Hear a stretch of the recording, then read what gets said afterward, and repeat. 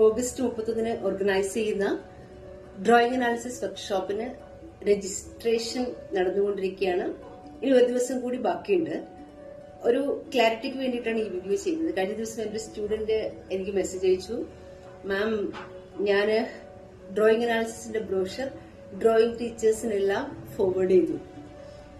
വ്യക്തമായി പറയട്ടെ, ഇത് ഡ്രോയിങ് ടീച്ചേഴ്സിനുള്ള സെഷൻ അല്ല, ഡ്രോയിങ് ക്ലാസ്സും അല്ല. ഈ സെഷന് പങ്കെടുക്കാൻ ഡ്രോയിങ് അറിയണമെന്നോ കളറിംഗ് അറിയണമെന്നോ ഒരു നിർബന്ധമില്ല.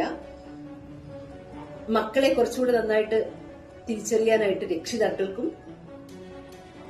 മുന്നിലിരിക്കുന്ന മക്കളെ അറിയുക എന്ന നിയോഗം കിട്ടിയ അധ്യാപകർക്കും കുട്ടികളുടെ മേഖലയിൽ വർക്ക് ചെയ്യുന്ന കൗൺസിലേഴ്സ്, സൈക്കോളജിസ്റ്റ്, സ്പെഷ്യൽ എഡ്യൂക്കേറ്റേഴ്സ് അങ്ങനെയുള്ള പ്രൊഫഷണലുകൾക്കും വേണ്ടിയിട്ടുള്ളതാണ് ഈ സെഷൻ.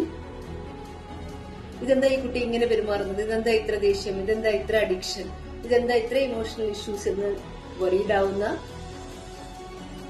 കുട്ടികളുടെ സഞ്ചാരങ്ങളെ കുറിച്ച് അറിയാൻ താല്പര്യമുള്ള ആർക്കും, അതിലുപരി പുതിയൊരു സ്കില്ല് പേഴ്സണൽ ഗ്രോത്തിന് സഹായിക്കും എന്ന് തിരിച്ചറിവുള്ള ആർക്കും ഈ വർക്ക്ഷോപ്പിൽ പങ്കെടുക്കാം.